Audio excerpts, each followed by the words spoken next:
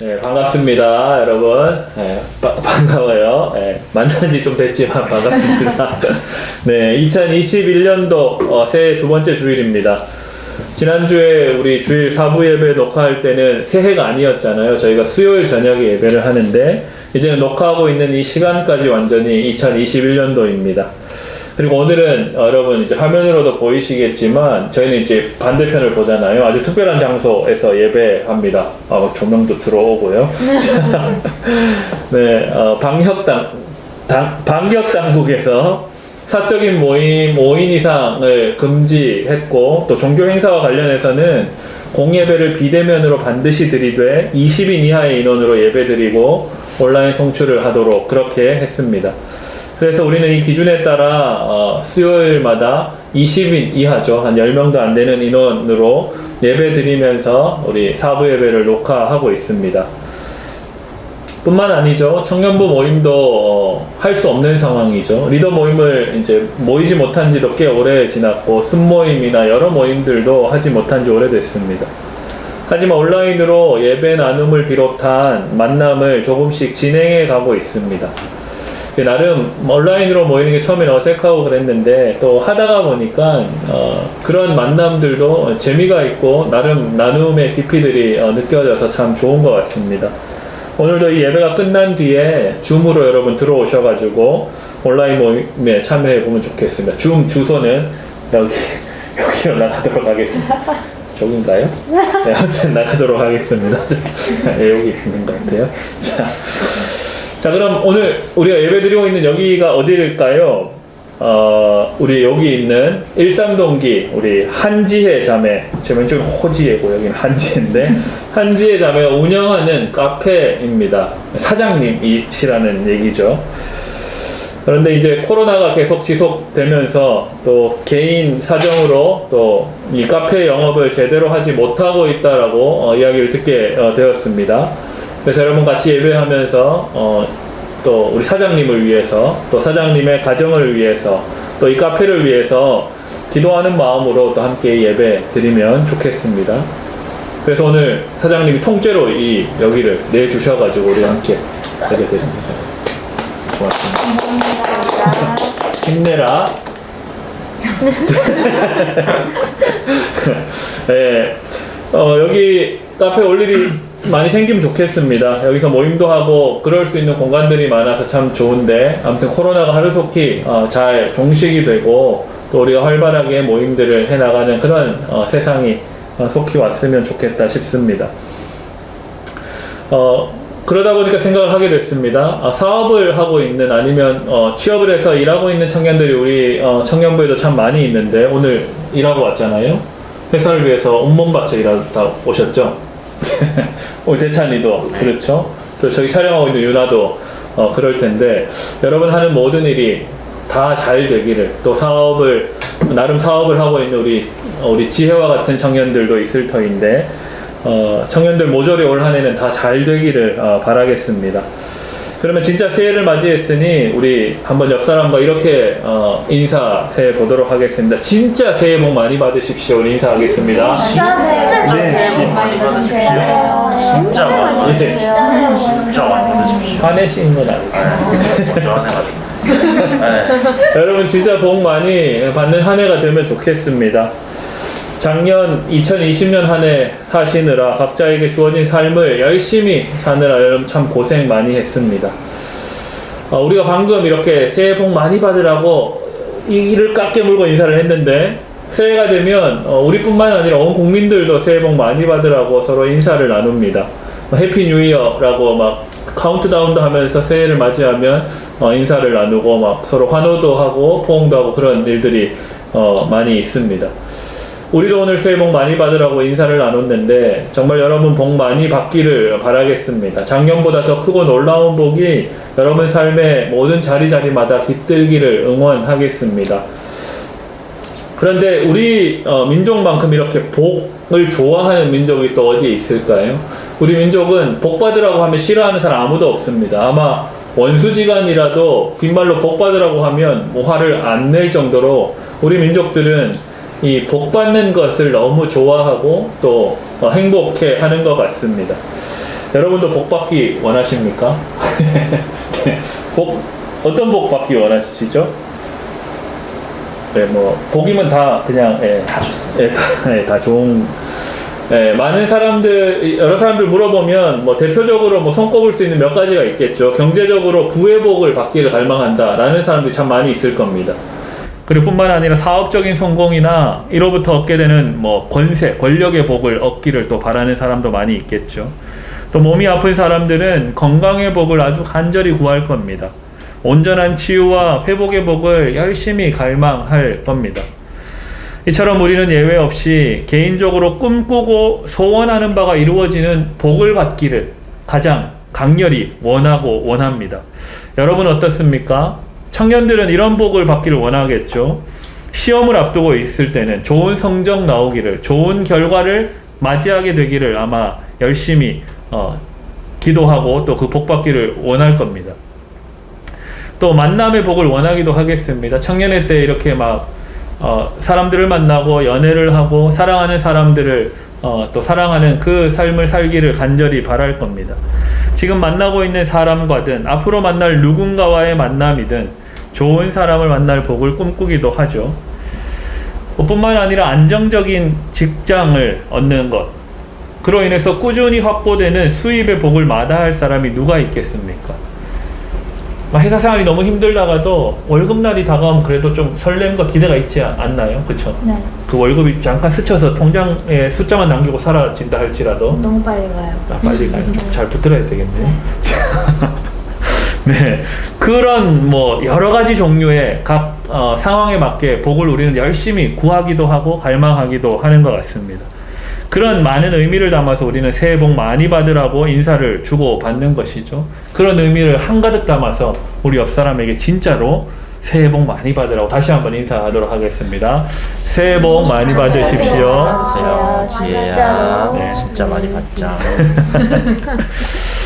저와 여러분 같은 그리스도인들은 어떻겠습니까? 복 받으라고 하는데 마다할 사람이 없겠죠. 오히려 하나님께서 우리에게 이러한 복들을 아낌없이 주면 좋겠다라는 원하는 마음이 우리 마음에 여전히 있습니다. 그리고 기도 제목으로 내기도 하고 또 누군가에게 기도 요청을 하기도 합니다. 저도 요즘 특세 참여하고 있는데 하나님께서 여러분들 우리 청년들 모두에게 잘 해주시기를 그렇게 기도하게 되었습니다. 하나님이 정말 여러분 모두에게 복을 주시고 또 잘 되게 하시고 여러분이 하는 기도에 응답해 주시기를 바랍니다. 오늘 읽은 우리 본문이 두 곳이 있는데 첫 번째로 읽었던 구약의 본문은 마치 하나님의 뜻도 우리가 복받는 것에 있는 것처럼 읽히기 때문에 우리는 더욱 하나님께서 우리에게 복 주시기를 대놓고 갈망합니다. 창세기 1장을 우리가 읽었는데 1장 28절을 다시 한번 읽어보도록 하겠습니다. 창세기 1장 28절입니다. 함께 읽습니다. 시작. 하나님이 그들에게 복을 주시며 하나님이 그들에게 이르시되 생육하고 번성하여 땅에 충만하라. 땅을 정복하라. 바다의 물고기와 하늘의 새와 땅에 움직이는 모든 생물을 다스리라 하시니라. 아멘. 하나님이 복을 주셨다는 이야기가 창세기 1장부터 나오기 시작합니다. 하나님이 우리를 창조하셔서 이 세상에 살게 하셨는데 그냥 살게 하지 않고 우리에게 복을 주셔서 살게 하셨다라고 성경은 분명하게 말씀하고 있습니다. 그 복이 무엇인가 그 뒷 구절을 우리가 방금 같이 읽어봤는데 그 복은 생육하고 번성하고 정복하고 다스리는 것입니다. 그래서 그리스도인들, 특별히 이 한국교회 성도들은 하나님이 주시는 복을 받기를 열렬히 사모합니다.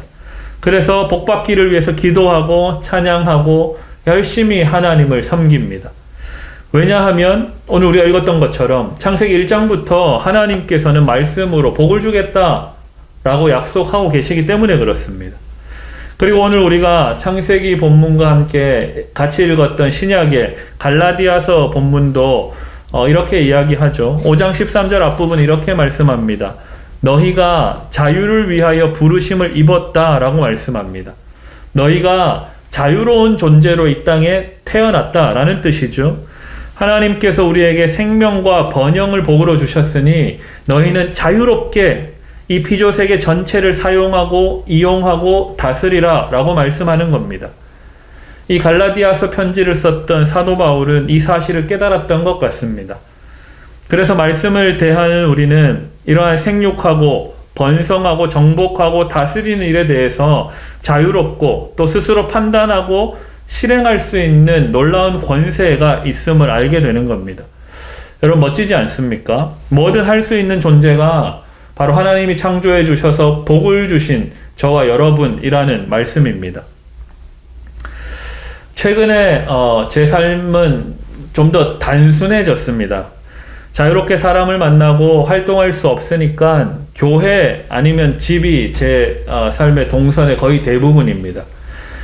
집에서 아내와 함께 그래서 이제 하는 시간이 더 많아지다 보니까 넷플릭스를 통해서 많은 프로를 보게 되었는데 그 중에 100라는 미드를 제가 최근에 보게 되었습니다.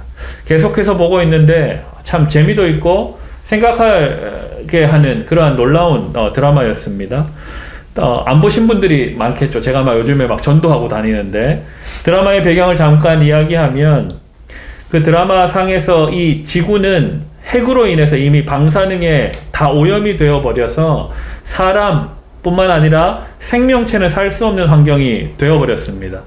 그래서 그 핵으로 방사능으로 오염되기 전에 이 지구를 탈출한 사람들, 살아남은 사람들이 우주선을 타고 우주의 정거장을 만들어서 거기에 모여서 생존자로 살고 있었습니다. 그렇게 우주 공간에서 아슬아슬하게 살아간 지도 이제 100년 가까이 되어가는 때가 이 드라마의 배경입니다. 이때 우주 정거장의 여러 지도자들 중에 한 사람이 약 100명의 10대 청소년들, 10대를 이제 비행 청소년들을 지구로 내려보내서 과연 100여 년 정도 지났으니까 지구가 방사능 오염으로부터 이제 좀 정화가 되었는지 알아보기 위해서 실은 목숨을 걸고 이 얘네들을 보낸 것이죠. 비행 청소년들이니까 아마 쉽게 이들을 보낸 것입니다. 그렇게 지구로 내려온 100명의 어리고 범죄자인 이 청춘들의 공동체가 시작이 되는 겁니다. 마치 어떤 생각이 들었냐면 이 드라마를 보면서 태초에 창조된 인간들이 땅에 생육하고 번성해야 하는 미션이 마치 100년 만에 땅에 내려온 이 백인의 10대 범죄자들, 비행 청소년들에게 주어진 것입니다. 드라마는 이 100명의 어린 친구들이 어떻게 공동체를 이루어가고 각자의 역할을 감당하며 다가오는 많은 갈등들을 헤쳐나가는지, 그 수많은 혼돈 가운데 질서를 어떻게 찾아가는지 그 과정을 아주 재미있게 보여주면서 전개가 됩니다. 계속해서 이 드라마를 보면서 참 은혜를 막 받을 때가, 감동을 받을 때가 있는데, 마치 하나님께서 태초의 인간들에게 복을 주시면서 하나님께서 만드신 땅에 적응하며 세상을 다스리며 자유롭게 살라고 하신 것이 어떠한 모양인지 드라마를 보면서 상상하게 되었습니다. 하나님의 말씀과 명령은 어떤 성과를 내고 어떤 목적을 성취하여 완료하는 것이 아니라 생육하고 번성하는 매일매일의 과정과 반복되는 그 일상의 삶을 살라는 것이었습니다. 오늘 창세기 1장 28절에 나오는 하나님이 그들에게 복을 주시며 할 때 사용된 이 언어도 계속되는 이 화법을 히브리어 화법을 사용하고 있는 겁니다. 계속 반복되는 일상에 하나님이 복을 지속적으로 공급해 주겠다라는 말씀인 겁니다. 다시 말하자면 하나님 만드신 이 피조 세계를 너희들이 잘 사용하며 잘 다스려 달라는 하나님의 부탁인 것입니다. 하나님의 명령은 이처럼 마치 계산기에 계산식을 넣으면 답이 나오는 어떤 목적을 이루고 성취해내는 그런 류의 명령이 아니라 세상과 관계를 맺고 오랜 시간 지극히 평범한 하루하루의 일상을 계속해서 살아가면서 하나님의 뜻을 이 땅에 온전히 실현해내고 하나님이 허락하시는 그 복을 누리라 라는 것이 주된 하나님의 명령이자 하나님의 뜻이라는 겁니다. 간단히 말해서 주님과 함께 주어진 삶의 모든 과정을 사는 것이죠. 그럼 어떻게 될까요? 기쁘고 만족스러움을 경험할 때도 있지만 슬픔과 고난의 때를 지나가기도 합니다. 웃을 때도 있지만 울기도 하면서 사는 것, 그것이 바로 하나님이 주신 복이라는 사실입니다. 하나님은 결코 한쪽에만 계시지 않습니다. 하나님께서 내가 바라는 대로 잘 일이 되는 것을 원하시지만 내가 바라는 대로 살아가면 누군가는 그 반대편에서 고통당한다면 하나님은 결코 그 일을 기뻐하시지 않는다는 사실입니다. 제가 입시를 앞두고 있을 때 당연히 입시를 앞두면 그런 기도를 하게 되잖아요. 하나님, 시험을 잘 봐서 합격하게 해주십시오. 그런 기도를 날마다 했습니다. 그래서 이제 신대원을 이제 준비하던 그 때였는데 그 기도를 하다가 어느 날 생각이 든 거예요. 내가 합격을 하면 어떤 사람은 불합격을 해야 하는데 하나님 입장에서 참 곤란하실 것 같다라는 생각이 든 겁니다. 그러니까 그런 부분에 있어서 하나님께서 어떤 한쪽 편을 들지 않는다는 사실을 깨닫게 되었습니다. 하나님 앞에서 신실하게 성실하게 주어진 시간을 감당하며 공부해내는 것, 그것들을 통해서 결과가 주어지는 것이고 합격한 사람이든 불합격한 사람이든 하나님의 뜻 안에 있다라는 사실을 제가 깨닫게 된 것이죠. 또 이런 예도 있죠. 여름철만 되면 태풍이 이제 북상하면서 나라에 많은 물난리, 수해 피해를 줍니다. 그래서 태풍이 올라온다는 뉴스를 보면 우리는 긴장을 하게 되죠. 또 인명피해가 얼마나 날까 이런 마음에 대비를 하기도 합니다. 그런 태풍이 올라오는 일기예보를 보다가 태풍이 오른쪽으로 휘어져서 일본으로 가게 되었습니다 하면 우리는 어떤 마음이 듭니까? 굉장히 한일전에서 마치 이긴 느낌의 어떤 마음속 깊이의 환호가 우리는 생겨날 겁니다. 그런데 하나님이 이런 것들은 기뻐하지 않는다는 것이죠. 우리에게는 복이지만 우리가 복을 누리는 것 때문에 누군가는 힘든 상황과 고난을 겪는다면 하나님의 뜻은 그런 것이 아니라는 사실을 깨닫게 된 겁니다. 오히려 우리 주님은 우리와 함께 기쁨을 누리고 또 함께 고난을 당하시는 주님이십니다. 그렇기에 기쁨도 하나님의 복이고 슬픔과 고난도 하나님이 주시는 복이라는 겁니다. 그러면 이러한 복에 대해서 우리가 더 이제 듣게 되었으니까 그 마음을 담아서 우리 옆 사람 얼굴을 빤히 보면서 한 번 더 인사하겠습니다. 하나님의 복 많이 받으십시오. 우리 인사하겠습니다. 하나님의 복 많이 받으십시오.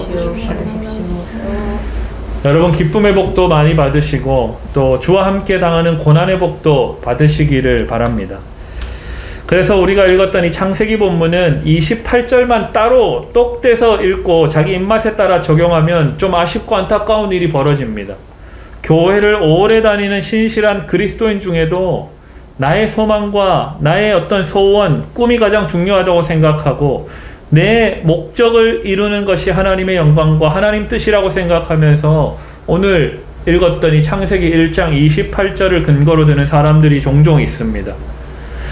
나의 목표를 달성하는 것, 내가 꿈꾸는 내 소원을 이루는 것이 하나님이 명령하신 정복하고 다스리는 것에 순종하는 거기 때문에 내 목적에 취해서 고집스럽게 나의 열심, 자기 열심으로 신앙생활을 하는 거죠. 여러분, 교회를 다니는 것만으로 성도가 아닌 겁니다. 매주 예배를 드린다고 우리가 다 주님의 제자가 되는 것이 아니라는 사실입니다. 하나님께서 생육하고 번성하라 하셨고 정복하고 다스리라고 했기 때문에 내 욕심과 욕망을 제어하거나 분별하지 않고 내 마음이 가는 대로 내 기분에 따라 꿈꾸고 소원하는 대로 살면 하나님을 영광 받으시지 않겠나 라고 우리는 곧잘 착각에 빠진다는 겁니다. 성경에도 그런 인물이 있죠. 여러분이 잘 아는, 한 번쯤은 들어봤을 사도 바울이 대표적인 예입니다. 사도 바울이 사울일 때 자기 열심에 취해서 예수 믿는 사람들, 그 유대인들을 율법에 따라 징계하고 박해했습니다. 열심히 살았죠, 사울이. 율법을 들고 다니면서 예수를 주라고 고백하는 모든 유대계 그리스도인들 다 잡아낸 겁니다. 자신이 하나님의 뜻과 명령을 이루기 위해 산다라고 스스로 생각했던 거죠. 그런데 어느 날 예수님을 사울이 만나고 그 목표 달성을 위한 폭주 기관차에서 내려오게 됩니다. 이제는 주님과 함께 사도 바울의 삶을 사는 거죠. 매일의 삶을 주와 더불어 삽니다. 주를 위해 모든 기쁨뿐만 아니라 슬픔과 고난도 겪습니다. 주를 위해서 주를 위해 하니까 한 사람이 생각나네요. 주를 위해 사는 분 있잖아요. 민머리. 주를 위해서 우리 사도 바울이 그 주와 함께 하는 과정을 사는 것이죠. 그래서 사도 바울은 오늘 우리가 함께 읽은 이 갈라디아서 5장 13절의 이야기를 할 수 있었던 겁니다. 우리 5장 13절 함께 읽어보면 좋겠습니다. 우리 갈라디아서 5장 13절 함께 읽습니다. 시작. 형제들아 너희가 자유를 위하여 부르심을 입었으나 그러나 그 자유로 육체의 기회를 삼지 말고 오직 사랑으로 서로 종노릇 하라. 아멘. 사랑하는 삶을 살라라고 사도 바울이 이야기하고 있습니다. 율법에 따라 예면 예고 아니면 아니라는 삶을 열심히 살았던 사도 바울인데 사랑하는 삶을 사랑으로 서로 종노릇하는 삶을 살아라 라고 이야기하죠. 과정을 즐기는 삶의 대표적인 것이 바로 사랑하는 삶입니다. 사랑 자체가 목적이고 그 자체로 영원한 과정인 그러한 삶이 바로 사랑하는 삶인 겁니다. 이 사도 바울은 창세기 1장 28절을 목표와 성취가 아닌 과정을 즐기는 삶으로 이방인들을 사랑하는 삶으로 스스로에게 적용하며 살게 된 겁니다. 그래서 우리 삶의 목표처럼 읽혀지는 이 창세기 1장 28절은 그 앞부분인 26절과 27절을 함께 묶어서 읽어내야 됩니다. 우리 26절, 27절도 함께 읽어보겠습니다. 신약 구약 왔다 갔다 하니까 정신이 없죠. 우리 창세기 1장 26절, 27절입니다. 우리 갈라디아서 어디 26절 찾으셨나봐요. 창세기 1장 26절 7절 함께 읽습니다. 시작. 하나님이 이르시되 우리의 형상을 따라 우리의 모양대로 우리가 사람을 만들고 그들로 바다의 물고기와 하늘의 새와 가축과 온 땅과 땅에 기는 모든 것을 다스리게 하자 하시고 하나님이 자기 형상 곧 하나님의 형상대로 사람을 창조하시되 남자와 여자를 창조하시고 아멘. 그리고 나서 이제 28절 그들에게 복을 주시고 이렇게 이야기가 이어지는 거죠. 하나님 아버지께서 성자 예수님과 성령 하나님과 함께 의논하셔서 자신들의 모든 것을 갈아 넣은 인간을 만들기로 작정하신 겁니다. 그리고 우리들에게 그렇게 탄생한 우리들에게 복을 주신 거죠. 그 복은 앞서 말씀드린 대로 하나님처럼 자유롭게 생명을 번영을 계속해서 누리고 피조세계 전체를 사용하고 다스리는 것, 그것이 바로 하나님이 허락하신 복입니다. 그런데 중요한 것은 하나님처럼 창조된 우리가 하나님처럼 살아야 한다는 것을 잊어먹는 데 있습니다. 하나님께서 우리에게 주신 복은 우리를 하나님의 형상으로 만들었다는 것은 지난번 몇 주 전에 설교에서도 아마 여러분에게 말씀드린 적이 있는 것 같은데 하나님처럼 살 수 있도록 하나님은 우리를 하나님의 형상으로 만들었다는 겁니다.